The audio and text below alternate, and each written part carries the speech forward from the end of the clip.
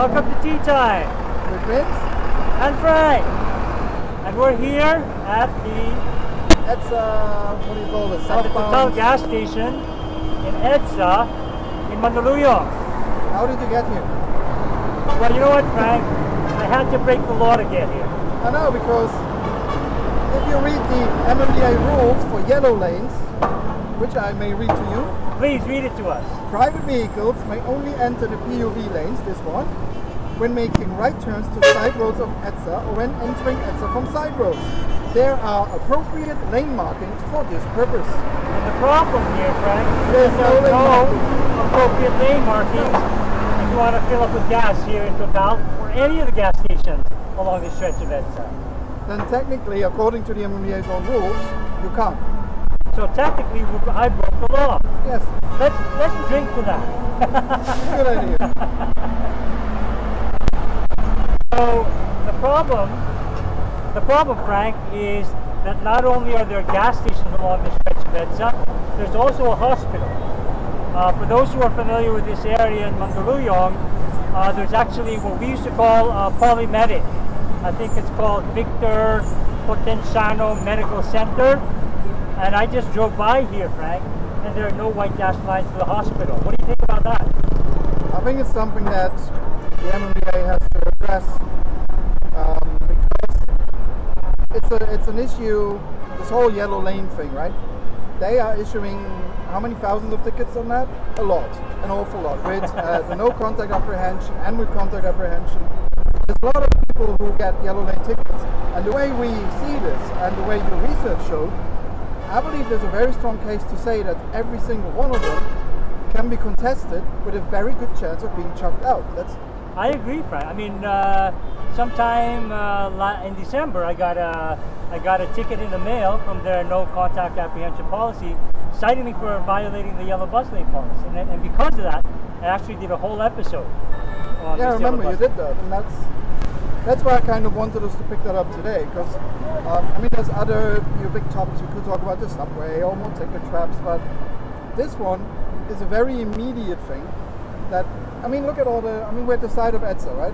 Only that there are private vehicles here. Look, there's a private vehicle there on the bus. Yeah, technically every single one of them is in breach, but we believe the rules are so arbitrary, so vague, that, you know, they can't really.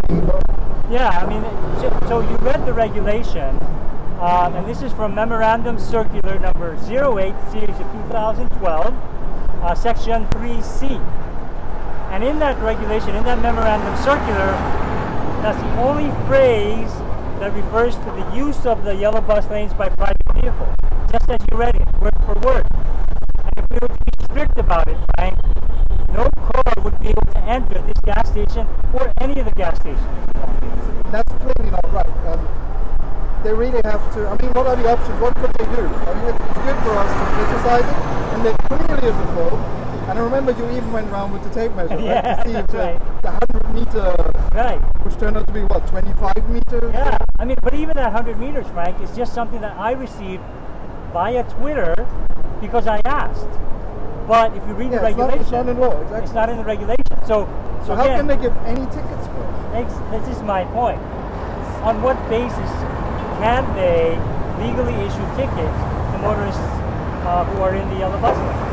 At the moment, it looks like they can't. And I know you contested some of them, other people contest them, and they tend to side with the appellant. So they tend to kick them out because they know probably they don't have a leg to stand on, or a road marking to stand on. That's right. I mean, 2 episodes ago, I accompanied a friend of mine who actually contested. She got 4 tickets. 2 in Australia and 2 here across the road in Reliance. And she contested it.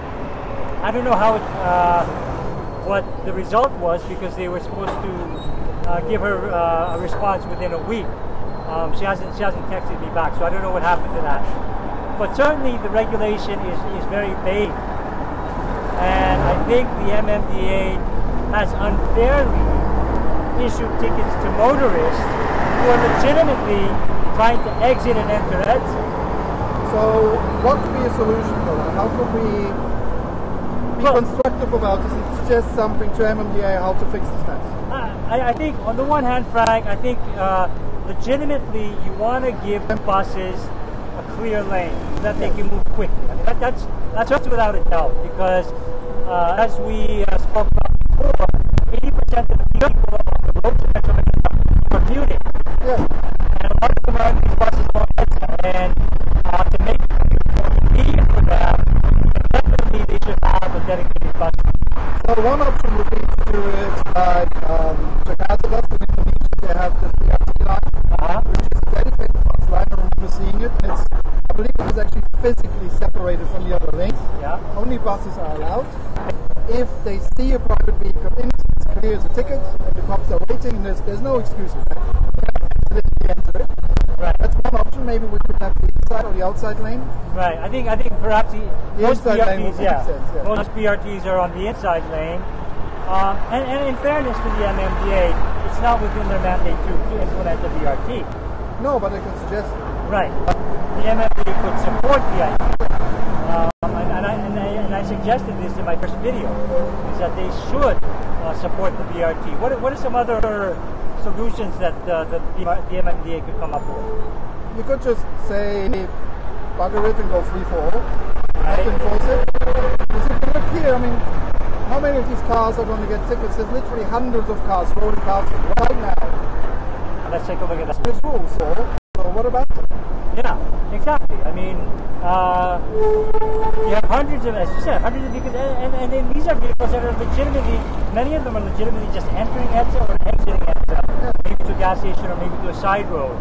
And the problem is, and this is what I discovered, Frank, the problem in the no contact apprehension policy, they'll take a video of you in the bus lane, but they won't follow you to your final destination, so they won't actually know whether you're exiting or not. Which makes any lawyer will tear that apart. I mean, yeah, for sure. Clearly, the advice is if you do get a yellow light ticket, contest it, no matter what, just until they make it clearer. Yeah. It's okay to make rules, but they have to be clear and enforceable. If they make no sense, then don't make the rule.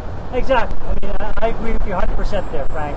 If the rules can't be clear, then really the MMDA has no right, I think, to enforce their vague laws or their vague regulations. So maybe we could stick with the middle one and say that it is not a law, but maybe guidance. Yeah, that's actually one alternative. It could be guidance, that they could actually discourage private vehicles from using the bus lane to allow the buses to move a little freer, so they move faster than the rest of the traffic, and that's okay. But what I disagree with is that they should not be able to issue a ticket. Exactly. There's our friend from the MMDA.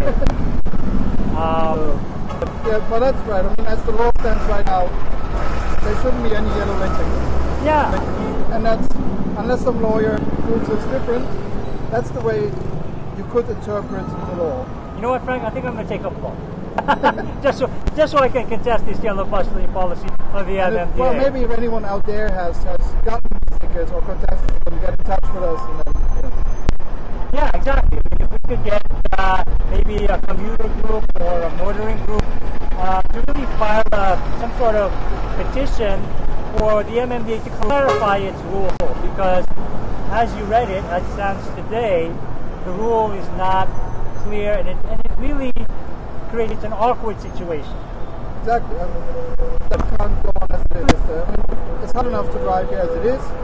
If there are rules, and these rules should be clear, otherwise you can't enforce it. Yeah, and so we're at almost at the end of our tea time, Frank. Any last thoughts about this? It's just another thing, another story, another week, another story. It's never ending one. Yeah. But I think Manila is a city that has too many rules already, and none of them are really enforced. And those who are enforced. So the way they enforce it now is clearly not working. At the very least, they should, lay off a little bit, because as it seems, you can contest these things, and if they don't want to be overrun by an avalanche of people contesting them, yeah, give us a break. Yeah. Make our lives a bit easier. Tell people, look, try not to go in this lane, and we're not going to come off. I agree, and I think what we're asking from the MMDA is that they just take a look at this rule. This is section 3C, Memorandum Circular 08 series of 2012. Take a look at it and please explain to us. It's a very simple question. How is a motorist supposed to gas up at the Total gas station here in Mandaluyong? Simple. How is he supposed to do that without violating the rules? Simple. Let's see very well. Thanks again, Frank. We're at another episode. We're at the end of another episode of Tea Time. So thanks for joining us, folks. For now, this is Vincent. And Frank. We're signing off. See ya. See ya.